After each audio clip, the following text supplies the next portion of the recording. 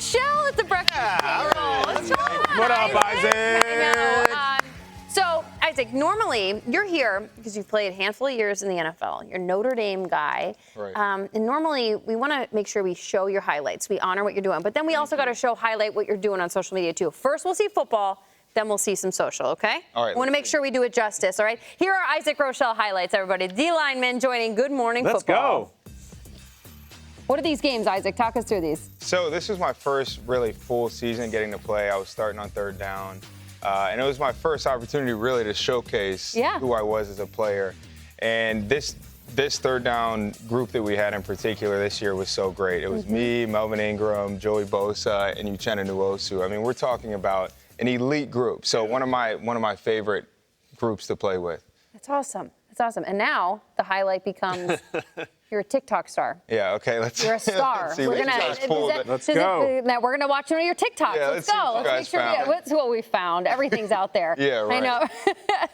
Roll the it. NFL preseason's coming to an end. What does that mean for my career? I know you guys are anxiously waiting. Every day, checking Twitter, is Isaac Rochell signed? I've played 7 seasons in the NFL. This will be my 8th, but I'm not on an NFL team. And I didn't go to a training camp. So what does that actually mean? Every NFL roster right now is at 90 players. Come this Tuesday, all those rosters are going to get cut down to 53. And at that point, teams are gearing up 100% for the season. So they build their 53-man roster, and then they also build their practice squad. On those practice squads, there are 4 veteran practice squad spots. And these veteran practice squad spots are reserved for guys with 3 or more seasons. Now, I'm waiting on an opportunity, right? I'm waiting on a team to call me, ask me to come work out, sign me to practice squad, or just sign me to their 53-man roster. There's also a scenario where they just work me out and then send me back home, and they just keep me kind of in their database to see if I'm healthy. You might be like, no, you didn't go through training camp. There's no way that you're going to play. I've seen it happen a million times where guys don't go through training camp and end up playing an NFL season. Yeah, that's good. So I like that. great. That was a good breakdown. Thank you. It's a big part of my job to know things like the rules on practice squads. That TikTok was a way better explanation than I could have possibly crammed into those 30 seconds. So kudos to you on that. Yeah, it's funny because the more you do it, you just become an expert at, okay, I have 60 seconds. How much information can I get in here? And yeah, you're right. You just get it in there and try to be as concise as possible. So that's where I was going to ask you was, can you give us a 60-second TikTok version of your life right now? Just run us through your life, what's happening, where you're at, because you're at the table, which means that you're still waiting for that call. Absolutely, yeah. I'm definitely waiting on the call, still training every day. I don't know at what point I'll stop. I feel like I'm going to be 40, I'm still in this alley. I need to go work out. But really, for me, it's about being a dad. I mean, you mentioned it. I don't know if you guys have kids, but you know what it's like. Friends will text me and be like, hey, dude, what's up? I'm like, nothing is up. It's just me. Yeah, it's just me being a dad and training. So that's kind of the 60-second version. It's me training and being a dad. It's great.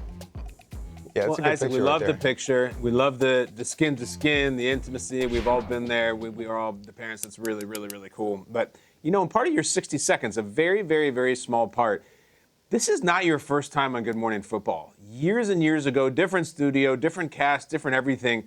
I feel like you came through, and we have a picture of it from back in the day, and it's look at this guy. Oh, wow. With the dirty blonde. Isaac, tell the story, and what's with the hair? Yeah, look, I wasn't prepped for this. I came to the set thinking I was going to just learn about broadcasting. So that's why I'm poloed up, looking like I have no clue what's going on. So I literally came at 6 in the morning. They start putting makeup on me, and I'm like, I don't know what this has to do with being like a shadow today.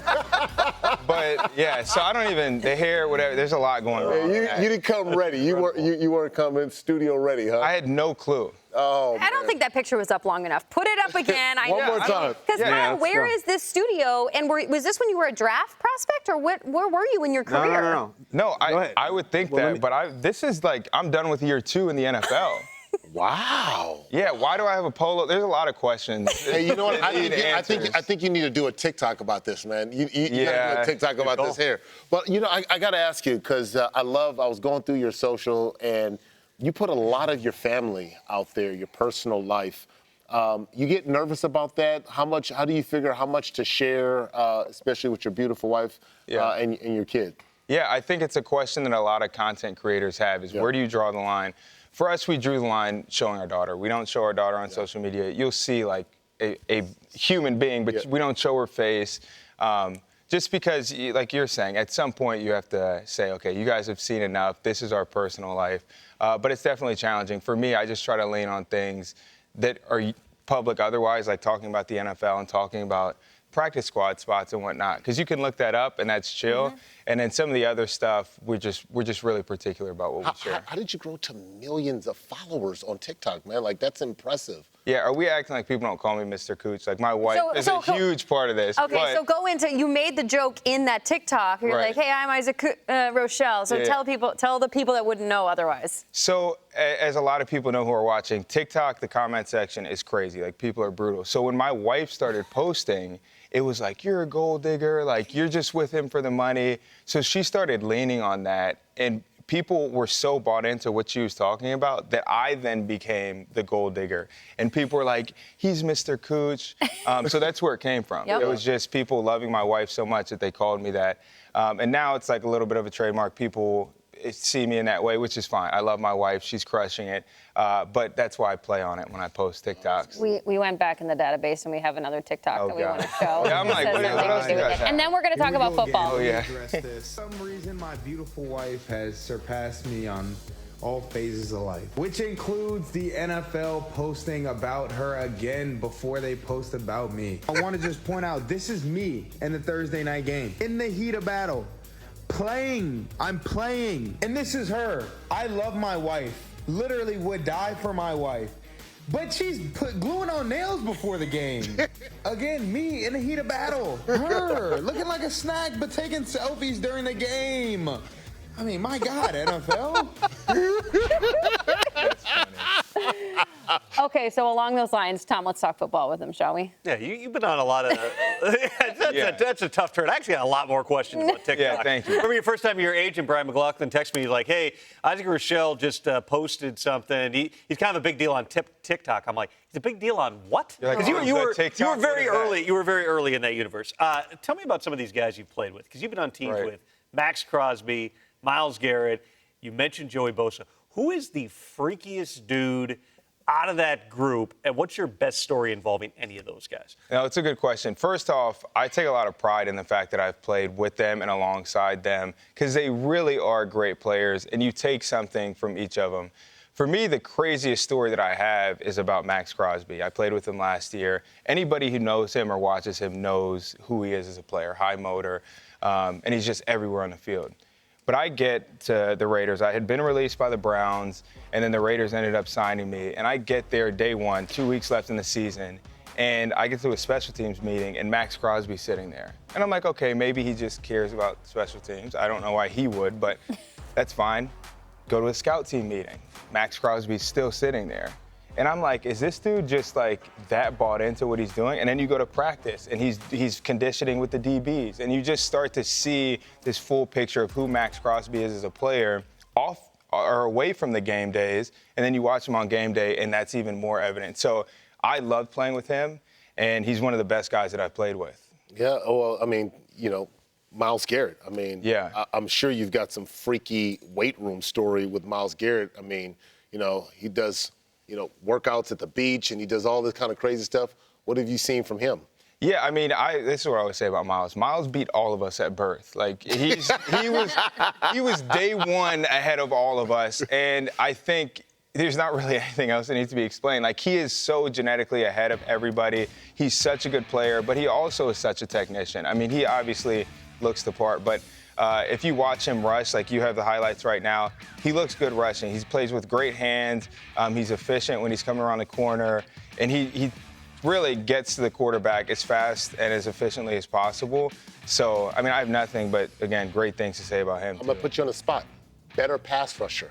Oh, I knew this Max, was coming. yeah, I knew this come was on, coming. man. We Let's did. go. I mean, you know I got to ask you that. Better end. Here's what I'll say. Guys that I want to play with all of them. We all want to play with all of them. But a guy that I'm always going to take is Max, because I just love him off the field. I love a guy who's that good, who's sitting in a scout team meeting. That pushes your whole team. That pushes your coaches. Yeah. That stresses out the intern who just got there as a coach. So it's hard to not take that guy. All right. What about when you're coming off the line and answer. all the quarterbacks that you went against, chased down? Like, who is somebody that stands out in your mind? Like, man, I want to get that guy, or you were so proud that you did? Yeah, I mean, I think you have to talk about what weeks of game planning are the most stressful. Yeah. Like, when the coaches walk in, you're like, that dude has not slept. That's when we play Patrick Mahomes every time, because he's such a dynamic quarterback. Everybody sees it, and he wins. You have great quarterbacks in the NFL who are dynamic. They're athletes. They can throw, but they're not winning Super Bowls like he is. Like, he's a winner. So again, when I think about weeks that we're sitting in meetings, everybody's stressed, high-strung, it's when you're playing Patrick Mahomes. Yeah. Did you ever get him? Yeah, I got to see, I'm like, let's find the clip. But Find the clip? no, Melvin Ingram and I had a game-winning sack. It wasn't really game-winning, but it was game-sealing, right? Yeah. Sack against him. Definitely one of the highlights of my career. It was a Thursday night game. Thursday night in Kansas City with a game-sealing sack. Like, that's as good as it gets. So, yeah, he's a great player, and he's hard to get down, but when you do, it's fun. Nothing silences Arrowhead more than if you trip up Patrick Mahomes. I feel like I want to do one-on-one pass rush with you right now. In the commercial. You don't want to do that. Neither of us really want to do that right now. Yeah, we don't want to do it. Isaac Rochell, everybody, and like Kyle pointed out, not the first time he's been on Good Morning Football. Yo. Kyle, what studio is this in? With the bagels behind him. I'm trying to tell you, it's Times Square Studio 2018. We were there for 4 months, and they decided we needed fake bagels in the background.